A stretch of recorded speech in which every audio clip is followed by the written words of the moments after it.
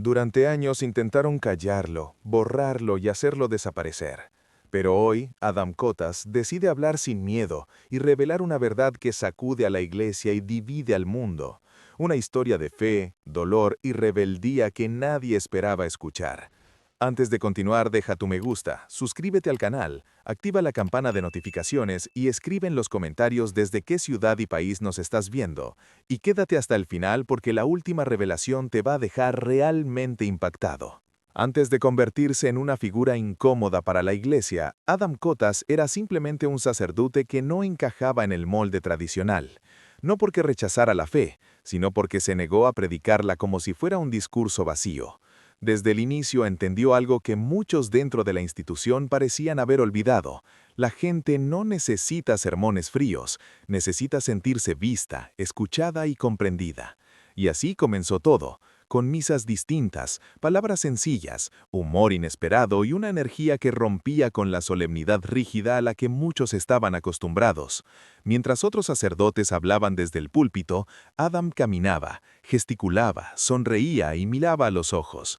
Hablaba como habla la gente real, usaba expresiones cotidianas, hacía reír y sin darse cuenta, estaba construyendo un puente entre la fe y una generación cansada de discursos lejanos. Ese estilo tan humano empezó a atraer multitudes, especialmente comunidades latinas que se reconocían en su forma de hablar y de sentir. Pero lo que para muchos fieles era frescura, para otros dentro de la jerarquía era una amenaza silenciosa. Adam no solo predicaba, contaba, y contar implica asumir riesgos. En ese proceso empezó a revelar aspectos profundamente personales, incluyendo el abuso que había sufrido dentro del clero, no como espectáculo, sino como testimonio, esperando algo tan básico como escucha y justicia. Pero en lugar de apoyo, encontró silencio, evasivas y puertas cerradas. Entendió entonces una verdad incómoda. En ciertos espacios, denunciar no es un acto de fe, es un acto de desobediencia. Cuanto más hablaba, más presión recibía, no de frente, sino en forma de advertencias, llamadas, insinuaciones, mensajes claros disfrazados de consejos. Baja el tono, cuida lo que dices, piensa en la institución. Pero Adam ya había cruzado un punto sin retorno. Callarse significaba traicionarse, seguir hablando significaba pagar un precio. Y ese precio empezó a sentirse en cada rincón de su vida sacerdotal. De pronto, su estilo ya no era solo poco ortodoxo, ahora era problemático. Sus palabras ya no eran kersanas, eran peligrosas. La narrativa comenzó a girar. El sacerdote carismático pasó a ser el sacerdote incómodo, el que hablaba demasiado, el que no entendía las reglas no escritas, porque en la iglesia, como en cualquier estructura de poder, hay verdades que se toleran solo mientras no se digan en público. Adam lo descubrió de la manera más dura. Hablar no fue lo que lo condenó, lo que lo convirtió en enemigo fue negarse a volver al silencio. Y así, sin darse cuenta, aprendió que en ciertos lugares decir la verdad no te libera, te expulsa. La expulsión no llegó como un rayo repentino, fue más bien una tormenta que se venía formando en silencio. Adam Kotas ya sentía que el terreno bajo sus pies se volvía inestable. Las invitaciones disminuían, las advertencias se hacían más directas, y el tono cambiaba. Ya no era corrección fraterna, era control. Dentro de la iglesia el mensaje era claro. Debía elegir entre obedecer y desaparecer, pero Adam no estaba dispuesto a fingir ni a retroceder.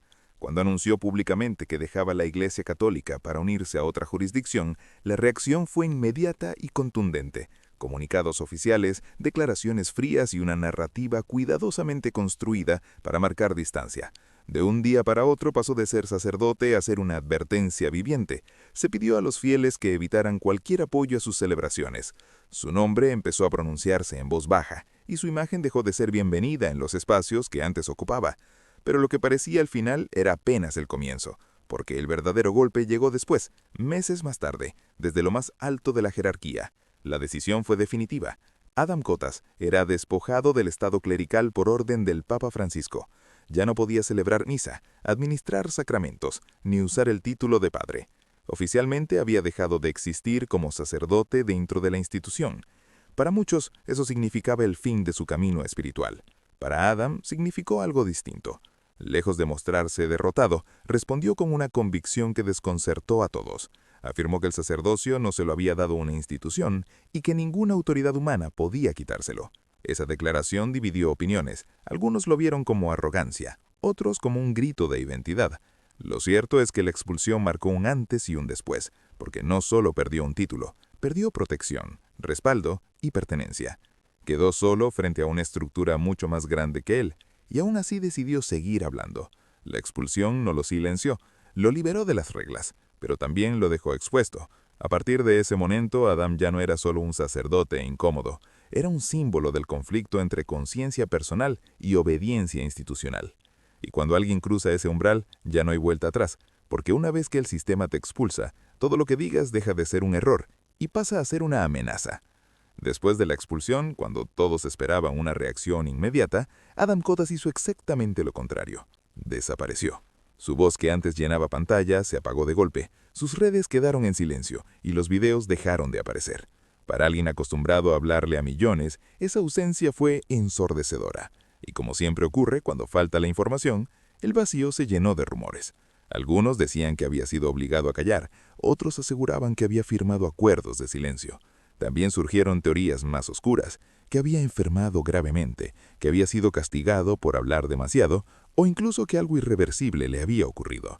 La incertidumbre creció porque nadie explicaba nada y Adam no daba señales de vida. Su desaparición no fue solo digital, fue simbólica. De un día para otro, el sacerdote viral dejó de existir ante los ojos del público, y ese silencio empezó a pesar más que cualquier palabra que hubiera dicho antes. Sus seguidores se preguntaban si finalmente el sistema había ganado, si hablar había tenido un costo demasiado alto. Pero detrás de cámaras la realidad era más compleja.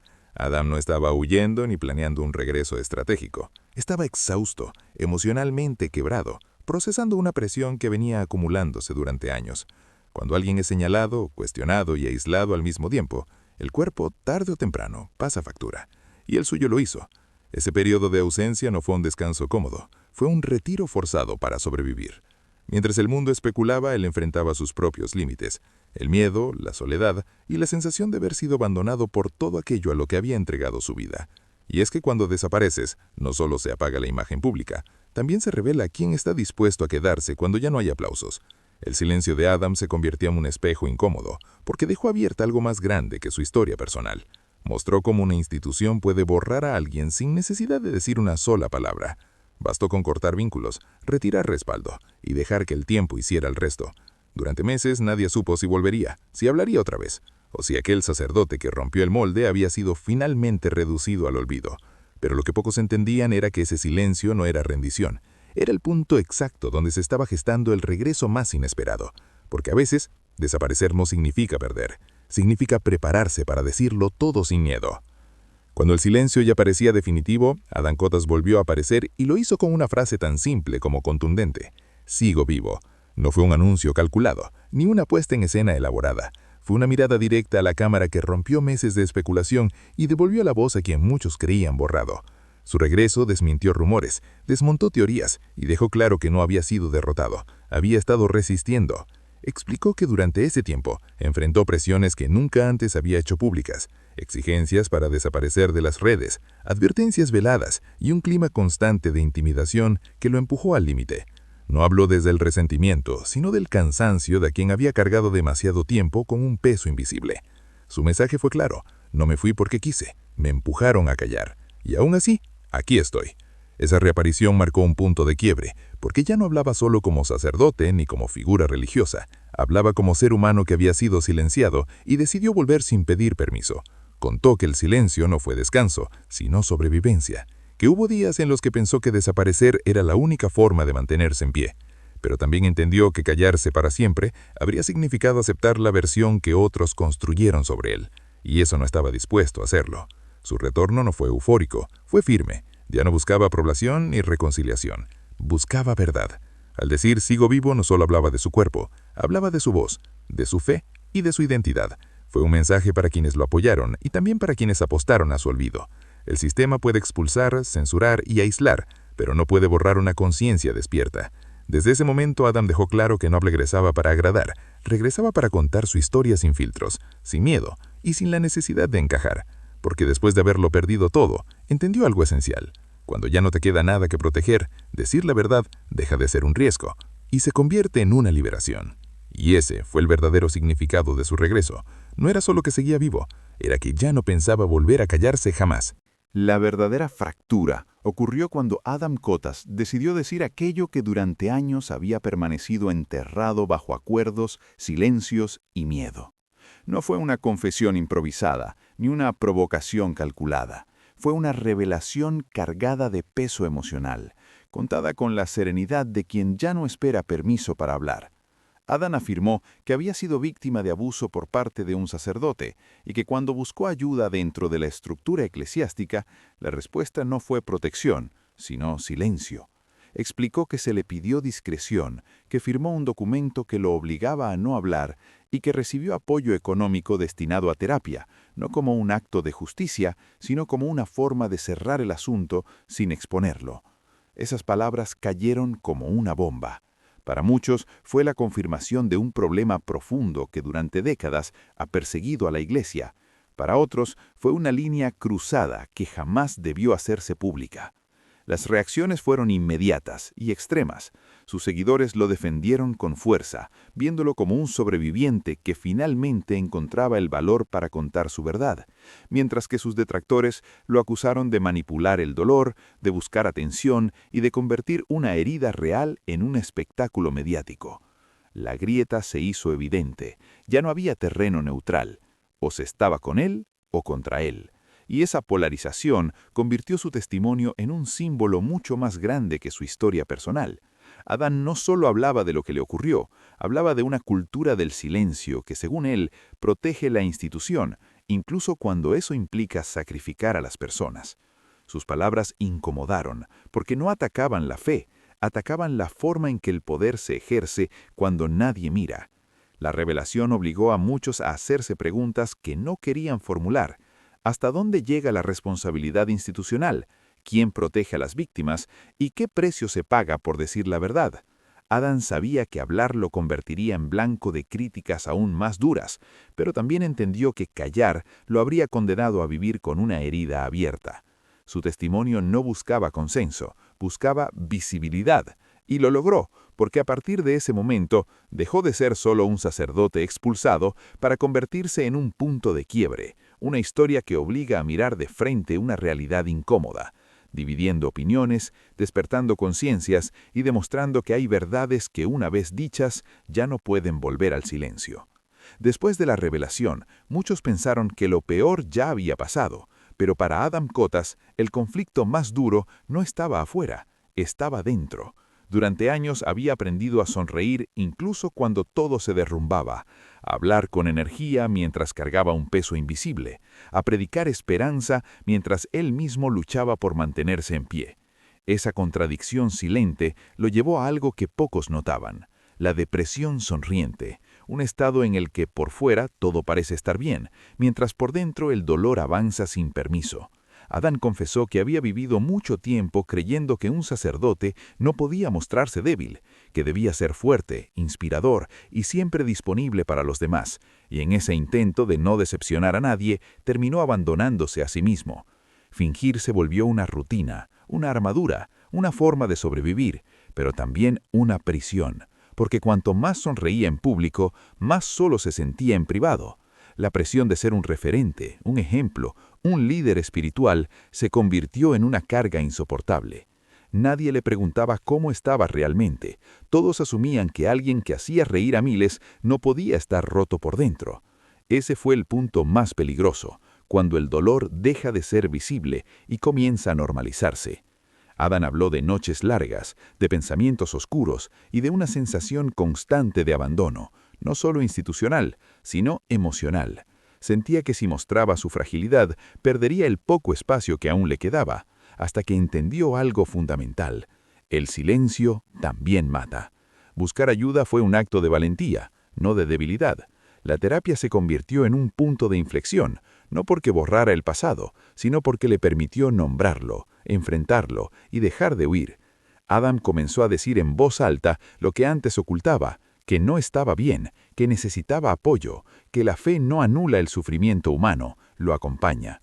Ese mensaje resonó profundamente en miles de personas que se reconocieron en su historia, porque muchos viven exactamente igual, riendo hacia afuera mientras se desmoronan por dentro. Al compartirlo, Adán no solo habló de sí mismo, abrió un espacio incómodo pero necesario, uno donde la fe no exige perfección, sino honestidad, y donde sanar empiece cuando alguien se atreve a decir, sin máscaras, no estoy bien, y aún así, merezco amor. Después de tocar fondo y volver a ponerse en pie, Adam Kotas tomó una decisión que redefiniría por completo su camino. Entendió que ya no podía seguir intentando encajar en una estructura que lo había expulsado, pero tampoco estaba dispuesto a abandonar aquello que sentía como un llamado irrenunciable. Para él, la fe no terminó con la pérdida de un título, ni con la ruptura institucional. Al contrario, comenzó a tomar una forma distinta, más libre, más directa y sin intermediarios. Adam empezó a hablar de una fe que no necesita permisos, de una espiritualidad que no se sostiene en jerarquías, sino en conciencia. Dejó claro que no buscaba fundar una nueva iglesia para reemplazar otra, sino crear un espacio donde las personas pudieran acercarse a Dios sin miedo, sin etiquetas y sin sentirse juzgadas. Ese giro desconcertó a muchos. Algunos lo acusaron de creerse por encima de todo, otros vieron en su propuesta algo peligroso, pero también hubo quienes encontraron en sus palabras un refugio que nunca habían tenido. Personas cansadas de sentirse excluidas, cuestionadas o invisibles dentro de los templos tradicionales. Adam hablaba de una fe vivida, no administrada, de una relación con Dios que no depende de edificios ni de autorizaciones oficiales. Su mensaje era claro y provocador. La iglesia puede expulsar cuerpos, pero no puede expulsar la fe del corazón. Comenzó a reunirse con comunidades pequeñas, a celebrar encuentros sencillos, a compartir reflexiones sin solemnidad ni distancia, sin altares elevados ni discursos rígidos, solo personas y preguntas reales. Esa forma de predicar rompía con todo lo establecido, pero también conectaba con una generación que ya no busca respuestas prefabricadas, sino autenticidad. Adam insistía en que Dios no se ofende por las dudas, se ofende por la hipocresía, y esa idea resonaba fuerte en quienes habían sido heridos por instituciones religiosas. Su fe sin muros no prometía perfección ni soluciones mágicas, prometía presencia, escucha y verdad. Y eso, para muchos, fue más poderoso que cualquier ritual. Mientras sus críticos lo señalaban como un rebelde sin control, él seguía avanzando convencido de algo esencial. La fe no se hereda ni se impone, se vive. Y cuando alguien ha sido expulsado por decir la verdad, lo único que le queda es construir desde la honestidad. Aunque eso signifique caminar solo, porque para Adam, después de todo lo vivido, seguir creyendo ya era un acto de resistencia. Con el paso del tiempo, la pregunta se volvió inevitable y empezó a dividir incluso a quienes alguna vez lo apoyaron sin dudar. ¿Lo que mueve hoy a Adam es la fe o la fama? Para algunos su historia representa el viaje doloroso de alguien que fue empujado fuera del sistema por negarse a callar. Para otros es el ejemplo perfecto de cómo el conflicto se puede transformar en visibilidad. Adam ya no predicaba solo ante fieles, ahora hablaba ante millones, y cada palabra era analizada, cada gesto cuestionado, cada video interpretado como un mensaje espiritual o una estrategia. Sus críticos comenzaron a señalar que su presencia constante en redes, su tono directo y su personalidad carismática parecían más cercanos a un influencer que a un líder religioso. Decían que había cruzado una línea peligrosa, donde el mensaje deja de ser central y la figura lo ocupa todo. Pero quienes lo defendían respondían con otra pregunta incómoda. ¿Desde cuándo comunicar con alcance invalida la fe? Adam nunca negó su impacto digital, al contrario, lo asumió como una herramienta, argumentando que si el mensaje no llega, la fe se encierra y se marchita. Para él, las redes no eran un escenario, eran un púlpito moderno. Sin embargo, la sospecha persistía, porque cuando una voz se vuelve influyente, siempre aparece la duda sobre sus intenciones. Adam habló de esa tensión abiertamente. Reconoció que la fama es un riesgo real, un espejo que puede distorsionar incluso las mejores intenciones.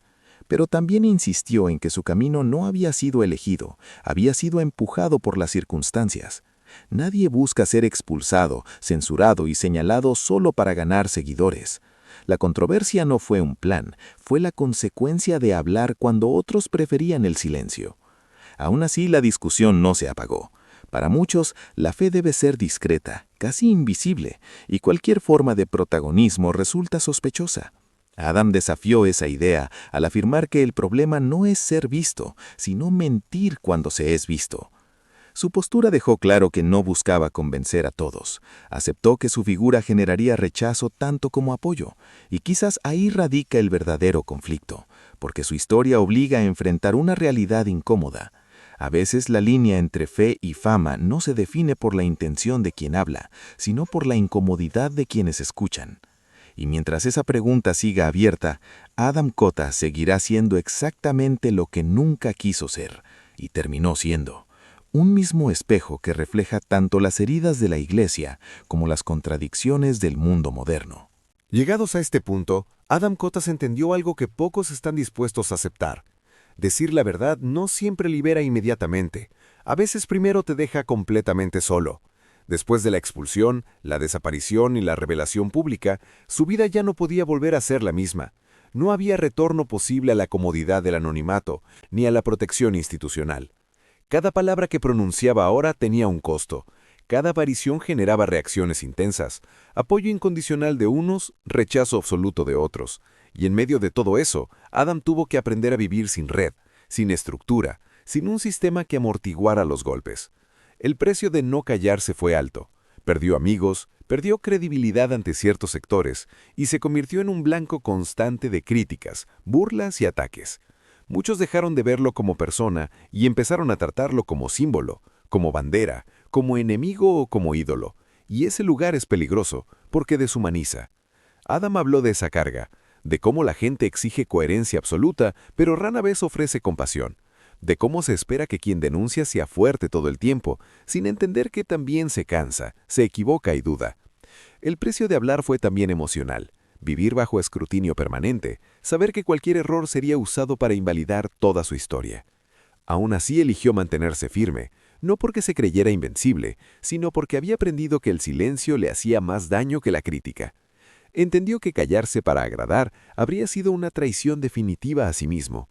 Adam no se presentó como héroe ni como mártir, se mostró como alguien que pagó un precio alto por decir lo que vivió y que, aún con miedo, decidió no retroceder. Ese precio también incluyó redefinir su identidad.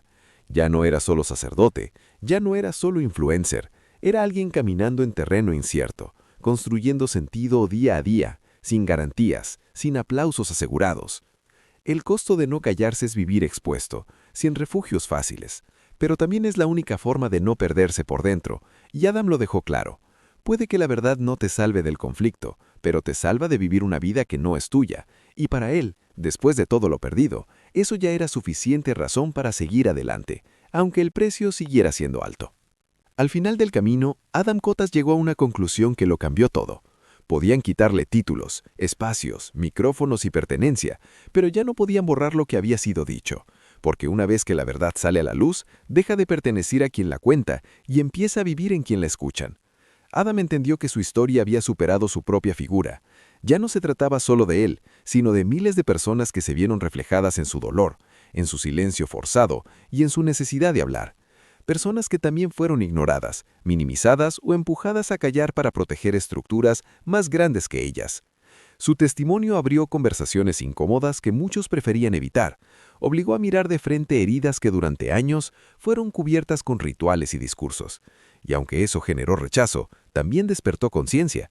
Adam no se presentó como alguien que tenía todas las respuestas. Al contrario, se mostró como alguien que aún camina entre dudas, fe y cicatrices abiertas, pero con una certeza firme. Vivir en la verdad, aunque duela, es mejor que sobrevivir en la mentira. Su historia dejó claro que la fe no se destruye cuando se cuestiona, se destruye cuando se usa para callar, y que las instituciones, por sagradas que se presenten, también deben rendir cuentas cuando fallan a las personas. Adam siguió adelante sin la necesidad de convencer a todos, aceptando que nunca sería una figura cómoda ni neutral, porque quien rompe el silencio nunca vuelve a encajar del todo, pero tampoco vuelve a estar solo, porque siempre hay alguien al otro lado que escucha y se atreve a decir «yo también». Ese es el verdadero impacto de su historia. No el escándalo, no la polémica, sino el eco que dejen quienes han vivido algo similar y pensaban que su voz no importaba. Al final, Adam no reclamó venganza ni reconocimiento, reclamó humanidad, y al hacerlo demostró que hay verdades que pueden ser expulsadas de los templos, pero nunca del corazón de quienes se atreven a escucharlas. Porque cuando la verdad se dice con honestidad, ya no puede ser borrada, solo puede seguir avanzando, incomodando, despertando y transformando, incluso cuando el precio haya sido perderlo todo. La historia de Adam Kotas no deja a nadie indiferente. Es un recorrido marcado por el silencio impuesto, la fe puesta a prueba y el valor de hablar cuando callar parecía la única opción. Ahora quiero saber tú qué piensas. ¿Este video te hizo cambiar de opinión o reforzó lo que ya creías? Deja tu comentario aquí abajo y comparte tu punto de vista. Si este contenido te aportó algo, no olvides darle gusto, suscribirte al canal y activar la campana de notificaciones para no perderte las próximas historias. Y antes de irte, quédate a ver el video que está apareciendo ahora en la pantalla, porque es aún más interesante y apasionante que este.